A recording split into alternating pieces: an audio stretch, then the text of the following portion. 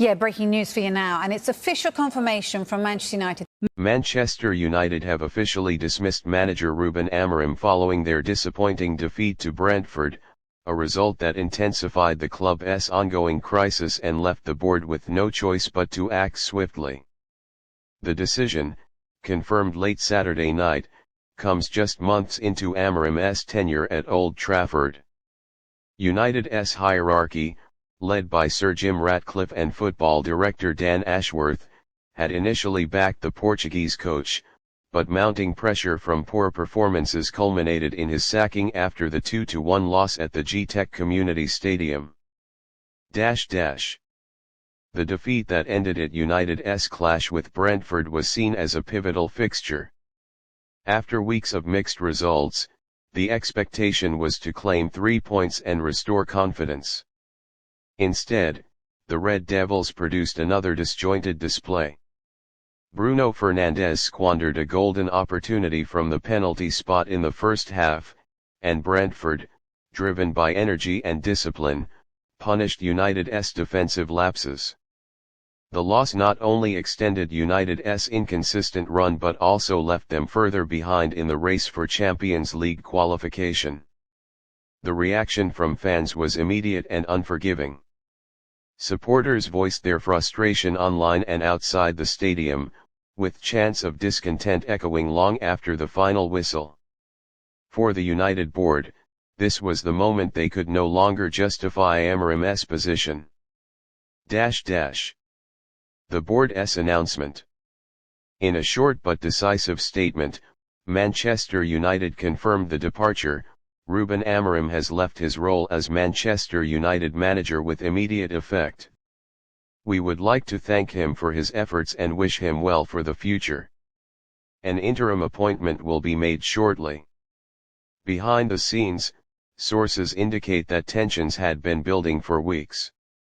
Concerns ranged from tactical rigidity to a lack of adaptability in high-pressure games.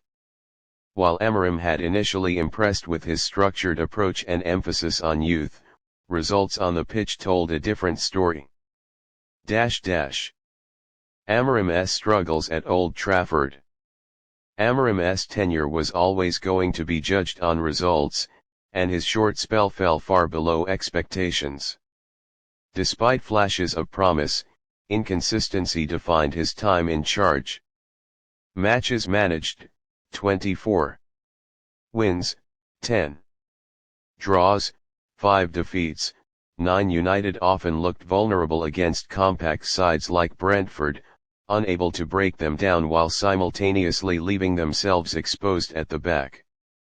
Key senior players appeared unsettled by the system, while young talents who thrived under him at first began to stagnate as pressure mounted. Dressing room and player response. Inside the dressing room, reports suggest a divide had formed. Some younger players, such as Kobbie Mainoo and Alejandro Garnacho, appreciated the trust Amorim placed in them.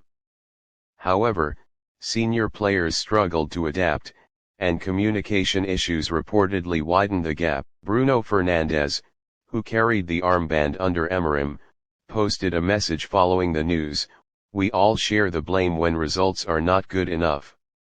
Ruben gave his best every day, and I wish him success in the future."